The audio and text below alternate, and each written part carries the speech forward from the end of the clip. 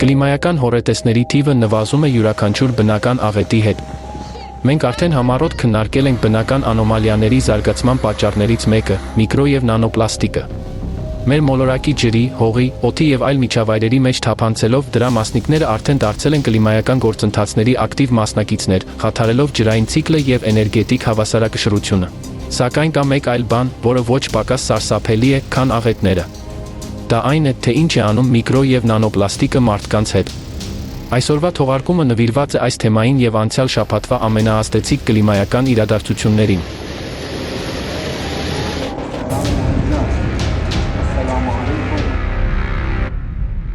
Պարագվայ։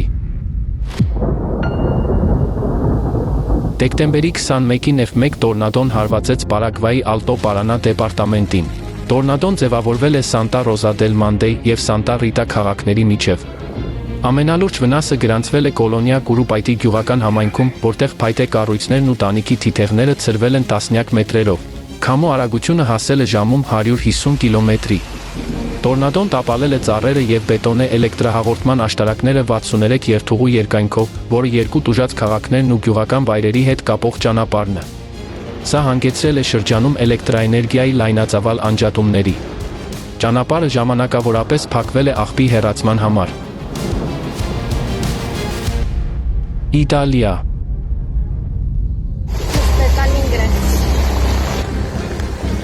Դեկտեմբերի 19-ին իտալական Էլբա կղզին տուժեց ուժեղ անձրևներից։ Մի քանի ժամվա ընթացքում տեղաց մինչև 65 մմ անձրև։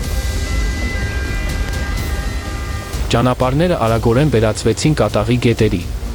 Բազմաթիվ նկուղներ և ավտոտնակներ լցվեցին ջրով, որը ներթափանցեց աստիճաններից և թափվեց պատուհաններից դուրս։ Շենքերին և դպրոցներին զգալի վնաս հասցվեց։ Պորտո Ացուրո քաղաքում ոստիկանությունը երեխաներին տարանեց մանկապարտեզից։ Կղզու որոշ գյուղեր կտրվեցին արտաքին աշխարհից սողանքների և ջրհեղեղների պատճառով։ Էլբայի բնակիչները այս տարի տուժեցին 4-րդ ուժեղ փոթորկից և տարերքի հարվածը նկարագրեցին որպես կրկնվող մղձավանջ։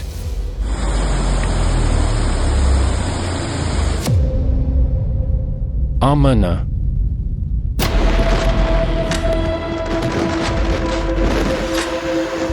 Դեկտեմբերի 17-ին ԱՄՆ-ի արևմտյան մասում գտնվող խոշոր լեռնաշղթայի ժայռոտ լեռներում ձևավորվեց հզոր փոթորկային համակարգ։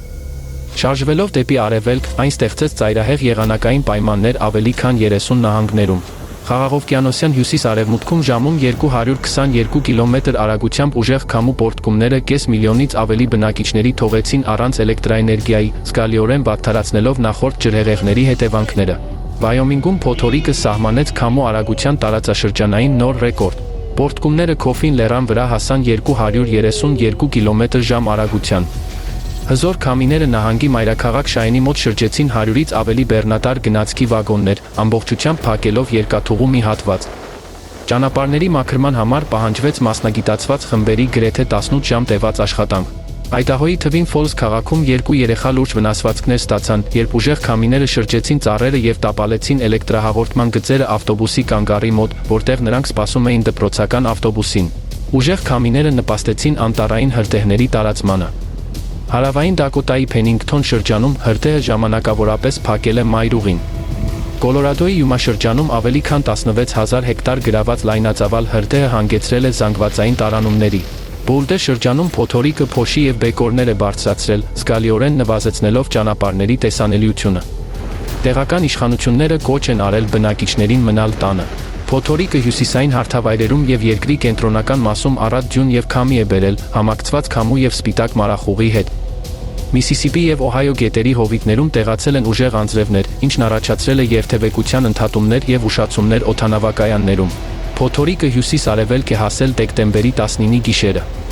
Սուրբ Ծննդյան և Նոր տարվա ճանապարհորդությունների շրջանում ուժեղ անձրևներով և մինչև 109 կմ/ժ արագությամբ քամու պոռթկումներով, ինչը տրանսպորտային կոլապս է առաջացրել Սուրբ Ծննդյան և ամանորյա ուղևորությունների ժամանակ։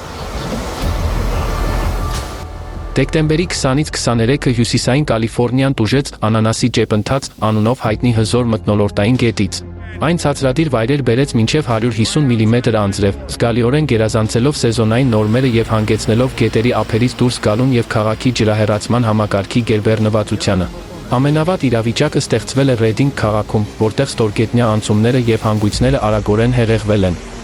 Ջրի մակարդակի հանկարծակի բարձրացումը հանգեցրել է 1 վարորդի մահվան։ Նա մնացել է իր մեքենայում եւ չնայած ոստիկանության ու արտակարգ ծառայությունների ջանքերին, նրան չեն կարողացել փրկել։ Փլեյսե շրջանում հրշեջները փրկել են մի ընտանիքի նորածնի հետ, նրանց դուրս բերելով կատաղած գետի միջով, այն բանից հետո, երբ վարարած գետը շրջապատել էր նրանց տունը։ Բնական աղետը խաթարել է հյուսիսային Կալիֆոռնիայի տրանսպորտային ենթակառուցվածքները։ Սան Ֆրանցիսկոյի միջազգային օդանավակայանում չվերթները ժամանակավորապես դադարեցվել են, իսկ Լոս Անջելեսի եւ Սակրամենտոյի օդանավակայաններում գրանցվել են ուշացումներ։ Ջրհեղեղը փակել է մի քանի ճանապարհներ, այդ թվում US 101-ը, որն արևմտյան ափի գլխավոր մայրուղիներից մեկն է։ Volcano reports. I posted how the activity. Դեկտեմբերի 21-ի առավոտյան Ելոուսթոուն ազգային պարկում տեղի ունեցավ հզոր հիդրոթերմալ ժայթքում։ Ցեխը եւ բեկորները բարձրացան օդ, ինչը ֆիքսվեց տեղական հրաբխային դիտարանի վեբ տեսախցիկի կողմից։ Հարկ է նշել, որ Սև Ադամանդը Ելոուսթոունի պարկի ամենաակտիվ ավազանը չէ, բայց վերջին 19 ամիսների ընթացքում այնտեղ պարբերաբար տեղի են ունենում ցեխային ժայթքումներ։ Հուլիսյան հզոր ժայթքումից հետո, որի ընթացքում ցեխի եւ ապարների սյուները տասնյակ մետրով բարձրացան օդ, պարկի պաշտոնյաները ստիպված եղան փակել բիսկվիտի ավազանի տարածքը այցելուների համար։ Ավելի մանրակրկիտ եւ շարունակական մոնիթորինգի համար տեղադրվել են նաեւ նոր տեսախցիկ ու սեյսմիկ եւ ակուստիկ մոնիթորինգի կայան։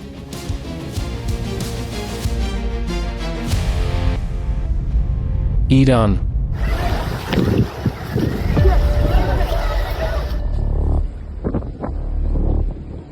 Իրանը դարձավ մերձավոր արևելքի եւս մեկ երկիր, որը տուժեց փոթորկից։ Հարավային նահանգները տուժեցին տեղատարապ անձրևներից։ Հորմոզգան նահանգի Քիշ կղզում 24 ժամից պակաս ժամանակահատվածում տեղացել է ավելի քան 140 մմ անձրև, ինչը գերազանցում է տարեկան միջին ցուցանիշը։ Ընդամենը 3 օրվա ընթացքում տեղումների ընդհանուր քանակը կազմել է ավելի քան 200 մմ։ Գետերի վարարման պատճառով մի քանի շրջաններում փակվել են 17 գյուղական ճանապարհներ։ Հորթառատ անձրևներից տուժել են նաև Պարսից ծոցի ափի կարևոր նավահանգստային քաղաքները։ Օրինակ, Բանդար Խոմեյնիում տեղացել է ավելի քան 180 մմ անձրև։ Ջրհեղեղը լուրջ վնաս է հասցրել ենթակառուցվածքներին։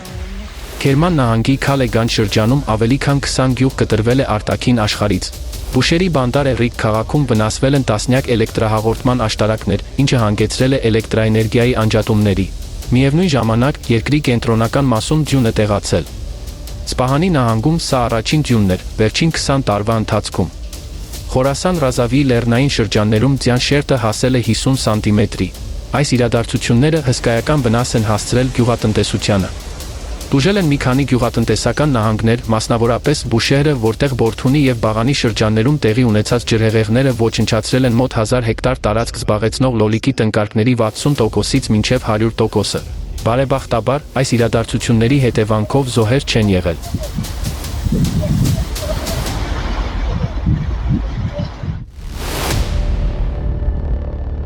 Սաուդյան Արաբիա։ Դեկտեմբերի կեսերին Սաուդյան Արաբիայում տեղի ունեցավ հազվագյուտ եւ լայնածավալ եղանակային երևույթ, հյուսիսային Տաբուկ եւ Հայլ նահանգներում առատ ձյուն տեղաց։ Ջերմաստիճանը իջավ մինչև -4 աստիճան Ցելսիուսի, իսկ ձյունը ուղեկցվեց ուժեղ քամիներով եւ խիտ մառախուղով։ Ձյուն տեղաց ոչ միայն գագաթներին, այլև հարակից անապատային սարահարթերում։ Սա տարածաշրջանում առաջին նման երևույթն էր։ Գրեթե 3 տասնամյակի ընթացքում։ Այս իրադարձությունն այնքան անսովոր էր տեղի բնակիչների համար, որ սոցիալական ցանցերում տարածվեցին ձյունածածկ լանդշաֆտների տարբեր լուսանկարներ եւ տեսանյութեր, իսկ Լեռան անունով հեշթեգը գլխավորեց երկրի ամենատարածված պիտակների ցանկը։ Ձյունը սկսվեց դեկտեմբերի 17-ին, որը համարվում է անսովոր տարածաշրջանի համար։ Եվ եթե ընդհանրապես ձյուն է տեղում, ապա դա լինում է միայն հունվարին եւ փետրվարին եւ միայն բարձրավանդակներում։ Օդերևութաբանները նշում են, որ նման առատ ձյան համար նպաստող պայմանների, բացասական ջերմաստիճանների եւ բարձր խոնավության համադրությունը այստեղ չափազանց հազվադեպ է։ Միևնույն ժամանակ երկրի արևելքում Ալ-Շարքիա նահանգի Ալ-Ջուբեյլ քաղաքում փողոցներն ու մեքենաները հեղեղվել են ուժեղ անձրևների հետևանքով առաջացած արագընթաց ջրհեղեղներից։ Իսկ Ալ-Քասիմ նահանգի Բուրեյդ քաղաքում բնակիչները տարանվել են քաղաքացիական պաշտպանության ուժերի կողմից։ Մայրաքաղաք Ռիադի ամենակարևոր եւ ամենաաշխույժ տրանսպորտային մայրուղիներից մեկի հատվածները ջրի տակ են հայտնվել։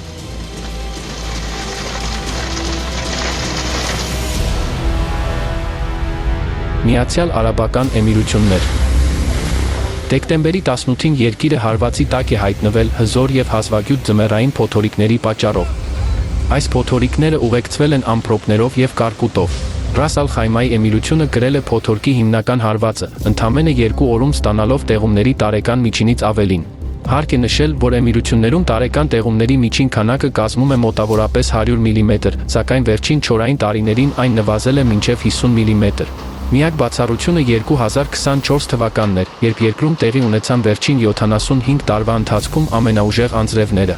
Անձրևները հեղեղել են ճանապարհներն ու բնակելի թաղամասերը, կաթվածահար անելով տրանսպորտային հաղորդակցությունը։ Փոթորիկը թողել է վնասված մեքենաներ, արմատախիլ արել ծառեր և ճյուղերով լի փողոցներ։ Ռաս Ալ Խայմայի հյուսիսում գրանցվել են մի քանի ձագարաձև մրրիկներ։ Ջեբել Ջայսում երկրի ամենաբարձր լեռան վրա ոլորանների և արշավային արահետների վնասումից հետո ժամանակավորապես փակվել են լեռնային ճանապարհներն ու զբոսաշրջային օբյեկտները։ Շատ բնակիչներ, ովքեր լեռներ էին գնացել անձրևը վայելելու, հայտնվել էին սողանքների թակարդում։ Մոտ 300 մարդ, այդ թվում երեխաներով ընտանիքներ, ամբողջ գիշերն անցկացրել են այնտեղ։ Փոթորիկը նաև ազդել է երկրի հիմնական ենթակառուցվածքների վրա։ Չվերթները դեպի Դուբայ և Շարժա չեղարկվել կամ ուշացել են, իսկ նրանց միջև լաստանավային ծառայությունը ժամանակավորապես դադարեցվել է։ Փոթորիկը ազդել է նաև հարևան Քաթարի վրա, որտեղ ուժեղ անձրևները ստիպել են չեղարկել FIFA-ի արաբական գավաթի խաղարկության փլեյ-օֆի խաղը։ Կատակլիզմաների մասշտաբների և ծանրության մասին մեկնաբանություններն ավելորդ են։ Գլխավոր հարցն այլևս այն չէ, թե արդյոք կլինի ևս մեկ կլիմայական ցնցում, այլ այն է, թե արդյոք մենք կպահպանենք մտքի բավարար պարզություն, դրան համարժեք արձագանքելու համար։ Հետազոտությունների համաձայն մարդկությունը 20-րդ դարում ունեցել է IQ-ի կայուն աճ։ Այս երևույթը նույնիսկ ունի իր սեփական անվանումը՝ Ֆլինի էֆեկտը։ Սակայն 1970-ականներից հետո ծնված սերունդների մոտ IQ-ի միավորները սկսել են նվազել։ Այս գործընթացը շարունակվում է մինչ օրս, և դրանում կարևոր դեր է խաղում միկրո և նանոպլաստիկը։ Էլեկտրաստատիկ լիցք ունեցող պլաստիկե մասնիկները հեշտությամբ հաղթահարում են կենսաբանական պատնեշները, այդ թվում արյուն ուղեղային պատնեշը։ Այլ կերպ ասած, դրանք ուղղակիորեն թափանցում են ուղեղի մեջ։ Այնտեղ դրանք աստիճանաբար կուտակվում են և առաջացնում մշտական ֆոնային լարվածություն։ Այս պայմաններում ուղեղը գործում է ինչպես մշտապես լիցքաթափված մարտկոցով համակարգիչ։ Այն խնայում է էներգիան, անջատելով ամենաբարդ գործառույթները։